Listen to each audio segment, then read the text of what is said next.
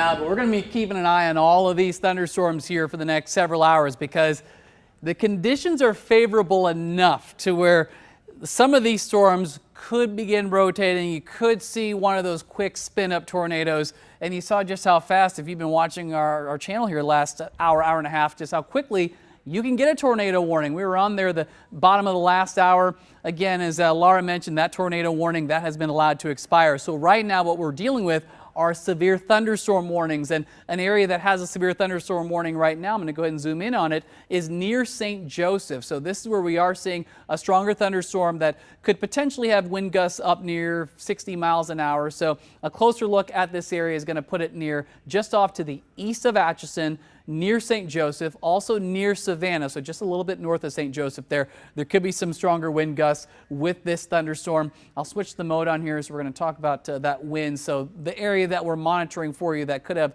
some strong wind gusts will be pretty much right to the west of I-29 going from St. Joseph up to Savannah. So that area that I've circled there, you could have some wind gusts near 60 miles an hour. That storm is moving pretty quickly towards the east-northeast at roughly around 45-50 miles an hour. So these are some fast-moving thunderstorms.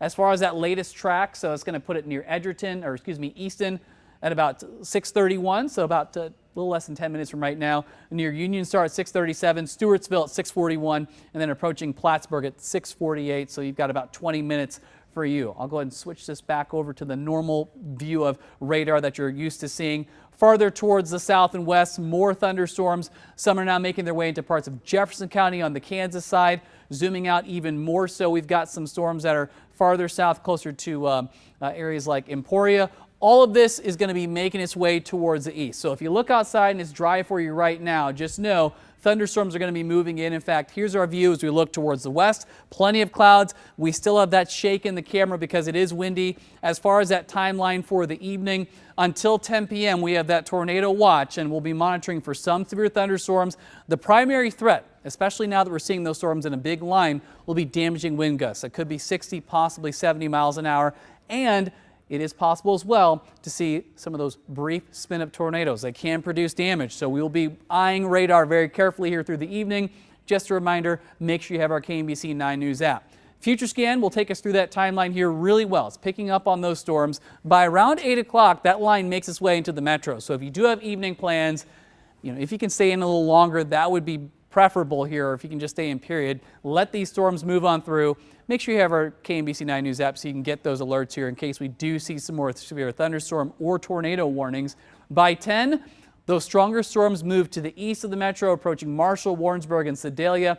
And then by midnight, that severe weather threat ends. It still might be raining or storming, but the severe thunderstorms move out and that cooler air, it moves in. So on your 9-day forecast, what you're going to notice here as far as what to expect moving ahead through the rest of the week, heading into the weekend, cooler temperatures move in. We'll see our highs tomorrow only in those upper 50s. So for Halloween, you're going to want that jacket throughout the day. It's going to be cooler, 40s in the morning, sunshine and 50s for the afternoon, low 60s on Friday. More impact days for Saturday, Sunday, and Monday, as showers will be likely each of those days. Remember, we fall back as daylight saving time comes to an end early Sunday morning. Chiefs Monday, again, might be dealing some rain there for the game, so keep that in mind. You can watch that right here on KMBC. Temperatures in the 60s, and then we'll be cooler for next week.